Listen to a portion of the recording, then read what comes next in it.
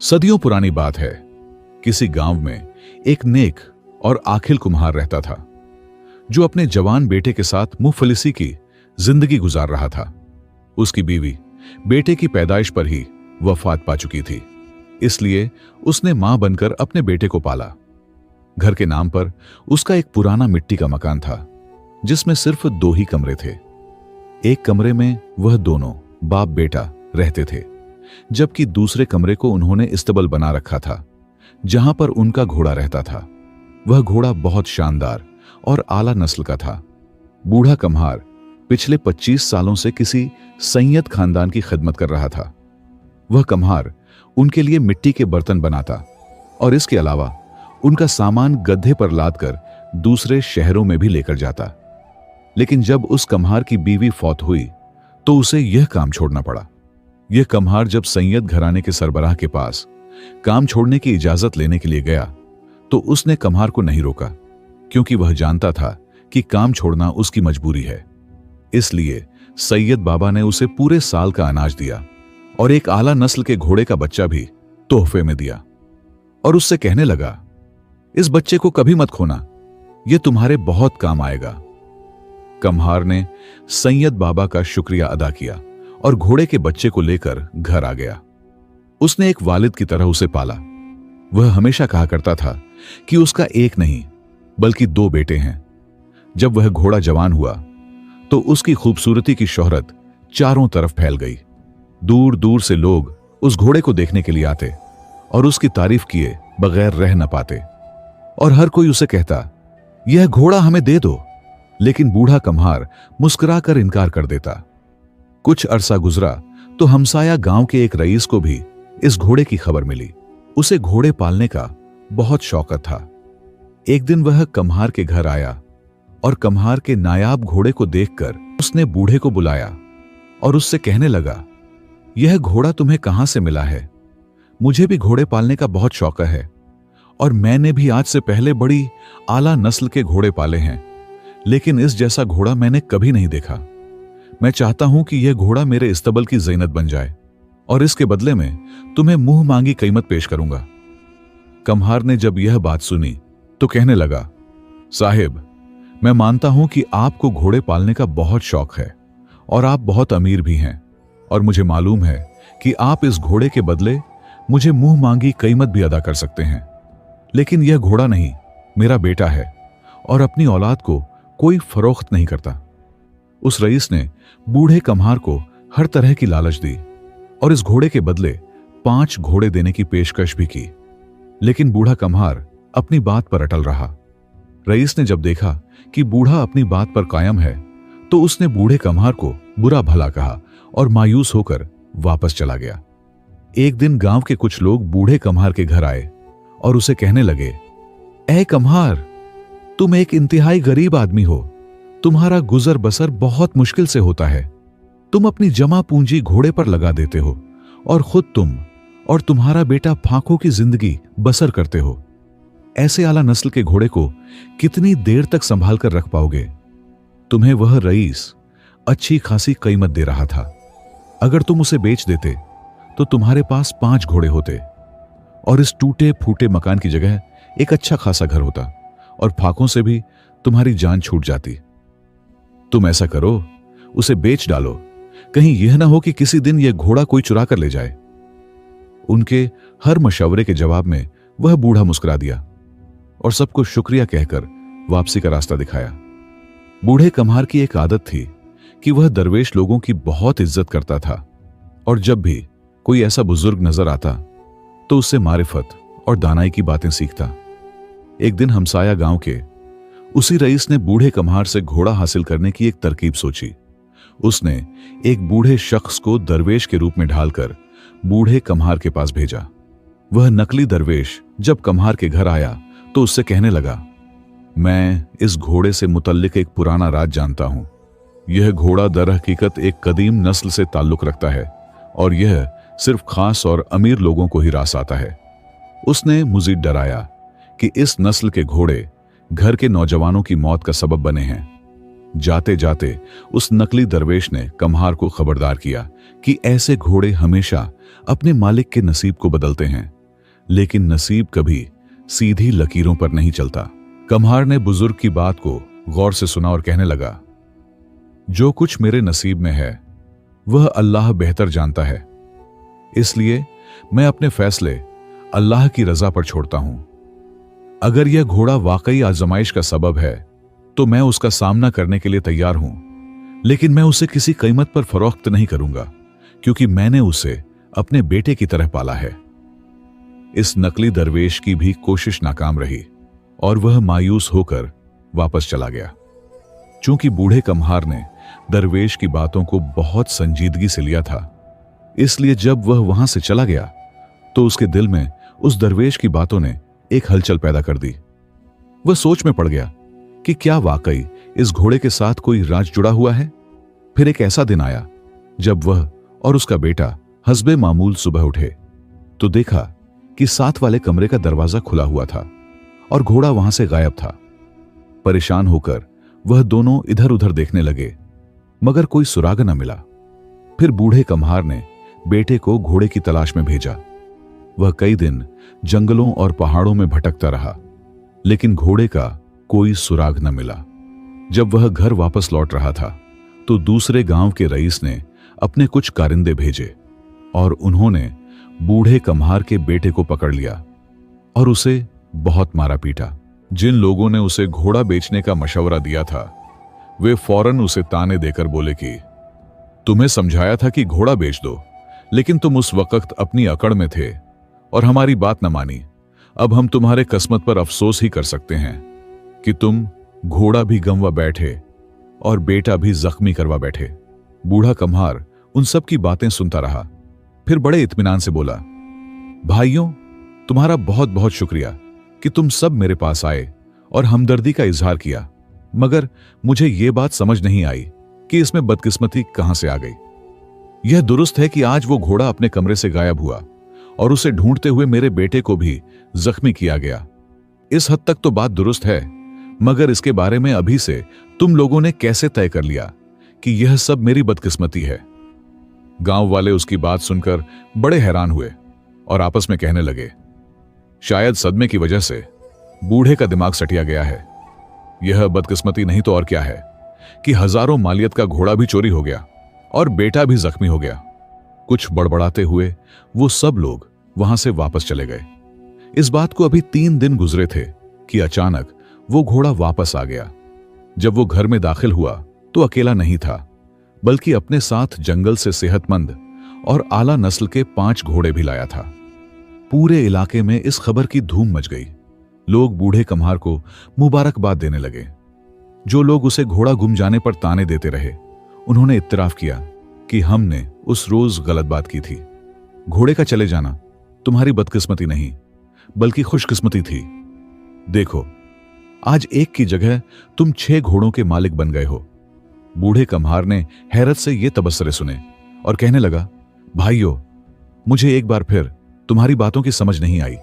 ये सच है कि मेरा घोड़ा वापस आ गया और वो अपने साथ 5 घोड़े और भी ले आया, मगर इसमें खुशकिस्मती की बात कहां से आ गई। गांव वाले यह सुनकर अपना सा मुंह लेकर रह गए और कहने लगे, बूढ़ा 6 घोड़ों का मालिक क्या बना, यह तो मगरूर हो गया। यह कहने के बाद वे सब लोग वहां से वापस लौट गए। बूढ़े कम्हार और उसके बेटे पर अब काम की जिम्मेदारी बढ़ गई थी, क्योंकि एक की बजाय उन्हें अब 6 घोड़ों की देखभाल करनी थी। कुछ दिनों बाद एक अजीब वाकया पेश आया। एक दिन बूढ़ा कम्हार और उसका बेटा घोड़ों के साथ कहीं जा रहे थे कि अचानक एक जंगली घोड़ा बिगड़ गया और उसने जोरदार झटका देकर बूढ़े कम्हार के बेटे को जमीन पर गिरा दिया। गिरने की वजह से उसकी एक टांग टूट गई। बूढ़े कम्हार ने सब्र से काम लिया। अब उसे उस दरवेश की बातें याद आने लगीं। जब गांव वालों तक यह खबर पहुंची तो पूरा गांव बूढ़े कम्हार के घर में उमड़ आया। कुछ ने साफगोई के साथ इत्तेफाक किया कि बाबा जी आप ही ठीक थे और हम गलत थे। इन 5 घोड़ों का आना दरअसल खुशकिस्मती नहीं, बल्कि दरहकीकत बदकिस्मती का इशारा था। हमें अफसोस है कि आपका नौजवान बेटा जख्मी हो गया। न जाने उसकी टांग सही तौर पर जुड़ती भी है या नहीं। आप तो बूढ़े हो, आपका बेटा सारे कामकाज करता था, लेकिन अब आपके लिए तो मुश्किल और भी बढ़ गई है। लगता है आपकी किस्मत ही खराब है। बूढ़े कम्हार ने यह सुनकर ठंडी आह भरी और कदरे झुंझलाहट के साथ कहने लगा, गांव वालों, हर वाकये में किस्मत को कसूरवार न ठहराया करो। जो बात जितनी हो उतनी ही बयान किया करो। मेरा बेटा गिरकर टांग तड़वा बैठा, इस हद तक तो बात दरस्त है। बाकी किस्मत के बारे में कुदरत ही बेहतर जानती है। बूढ़े कुम्हार की यह बात सुनकर गांव वाले गुस्से में आकर कहने लगे, चलो भाइयों, ये बुढ़ा तो हर दफा हमें जलील करता है। यह कहकर तमाम लोग वहां से चल दिए। इस बात को 2 हफ्ते गुजर गए तो करीबी मुल्क की फौज ने हमला कर दिया और अचानक जंग छिड़ गई। खलीफा ने मुल्क के तमाम नौजवानों को ढूंढने और उन्हें फौज में फौरी शामिल करने का हुक्म दिया। अगले ही रोज रियासती अफसर दूसरे गांव की तरह उनके गांव में भी आए और बूढ़े कुम्हार के जख्मी बेटे के सिवा तमाम नौजवानों को पकड़कर अपने साथ ले गए। अब गांव वाले रोते पीटते बूढ़े कुम्हार के पास आए और कहने लगे, हम तो तुम्हें बेवकूफ समझते थे, लेकिन तुम तो हम सबसे सियाने निकले। वाकई ही तुम्हारे बेटे का हादसा बदकिस्मती नहीं था। सच पूछो तो यह तुम्हारी खुशकिस्मती थी। हम सबके बेटे जंग लड़ने चले गए, मालूम नहीं वापस लौटते भी हैं या नहीं। तुम्हारा बेटा तो घर में है और कुछ दिनों में ठीक भी हो जाएगा। बूढ़े कुम्हार ने इनसे हमदर्दी का इजहार किया और कहने लगा, भाइयों, अगर तुम लोग असल बात को समझ लेते तो अब भी परेशान नहीं होते। मेरा ईमान है कि हर आजमाइश के पीछे कोई हिकमत होती है जिसका इल्म सिर्फ अल्लाह को है। कुछ हफ्ते गुजरे तो खलीफा की फौज ने दूसरे मुल्क की फौज को शिकस्त दे दी और हर तरफ अमन कायम होने लगा। खलीफा को गांव जाकर अपने आवाम की हालत देखने का शौक पैदा हुआ ताकि जंग के बाद के हालात को बेहतर तौर पर जान सके। एक दिन खलीफा ने गांव वालों को अपने दरबार में दावत दी। तमाम गांव वहां जमा हुआ। बूढ़ा कम्हार भी वहीं मौजूद था। गांव वालों ने खलीफा को बूढ़े कम्हार के साथ पेश आए तमाम वाकयात बताए। उसके घोड़े का गुम हो जाना, फिर उसके साथ 5 और घोड़े आना, फिर उसके बेटे की टांग का टूट जाना और इसी हादसे की वजह से जंग में न जाना। सबने कहा कि यह बूढ़ा कम्हार बहुत ज्यादा अच्छी किस्मत वाला है। खलीफा ने बूढ़े कम्हार को अपने पास बुलाया और कहने लगा, मैंने तुम्हारी किस्मत के उतार चढ़ाव की कहानी सुनी। तुम्हारी किस्मत के ये वाकयात हैरान कुन हैं, लेकिन सबसे ज्यादा हैरत की बात यह है कि तुम हर आजमाइश को बगैर किसी शिकायत के कबूल करते रहे। मैं ये जानना चाहूंगा कि तुम्हारे पास यह हिकमत और सब्र कहां से आया। बूढ़े कम्हार ने खलीफा के सामने सर झुकाया और कहने लगा, आली जाह, मेरी हिकमत मेरी आजमाइशों का नतीजा है। मैंने अपनी जिंदगी से सीखा है कि हर वाकया, चाहे वो बज़ाहिर खुशी का हो या गम का, दरअसल एक इम्तिहान होता है। हमें न तो खुशी में मगरूर होना चाहिए और न ही गम में मायूस, क्योंकि अल्लाह की रजा में राजी रहना ही दरअसल हकीकी खुशकिस्मती है। खलीफा बूढ़े कम्हार की बातों से बहुत मुतासिर हुआ और कहने लगा, तुम्हारे सब्र और हिकमत की वजह से मैं तुम्हें यह इनाम देता हूं कि मैं तुम्हें तुम्हारे गांव का सरदार मुकर्रर करता हूं और इसके साथ एक मकान, घोड़ों का अस्तबल और घोड़ों की निगरानी के लिए 5 कारिंदे भी मुकर्रर करता हूं।